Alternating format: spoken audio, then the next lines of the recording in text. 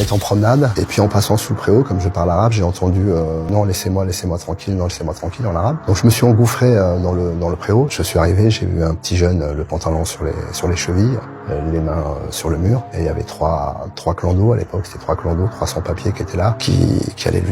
J'ai pas cherché à comprendre, hein. J'ai fait un pas et crochet gauche, donc j'ai cogné le plus balèze, le chef de bande. Je l'ai massacré. Et 15 jours après, il est revenu dans la cour de promenade. Je voulais remettre le couvert, le frapper, parce que je me suis dit, tiens, c'est bizarre, il a pas compris, il descend en promenade. Mes amis m'ont dissuadé en me disant, tu vas être transféré, il a assez morflé la dernière fois, c'est bon. Et j'ai eu tort, je me suis pas écouté. Et en marchant encore avec Bruno et un ami, il est venu et il m'a mis un coup de couteau dans la nuque. Moi, sur le coup, j'avais l'impression que c'était un coup de poing qui m'avait donné. 1 heure après, donc, il s'est fait massacrer. Après, tu t'en doutes, hein, on a réussi à le récupérer, on lui a enlevé le couteau et lui s'est fait planter plusieurs fois par mes copains. Wow. Ah ouais, c'était une scène de western, parce qu'après, le surveillant qui a voulu le faire rentrer à l'intérieur de la prison, mes potes ont poussé la porte, il a pris la porte ici, une porte en fer, il est tombé KO, le surveillant est tombé KO. Le gars, on l'a rattrapé aussi en bas des escaliers, il a repris des coups de couteau, il s'est fait massacrer. Et 1 heure après, j'ai Bruno qui me dit, tiens, tu saignes derrière. Il baisse la capuche du kawaii et il voit effectivement que je me suis fait planter. Et à partir de là, j'ai senti la douleur. Et du coup, arrivé à Fresnes, on m'a fait une radio, on m'a dit, voilà, à quelques centimètres près, vous auriez pu être paralysé et voir mourir.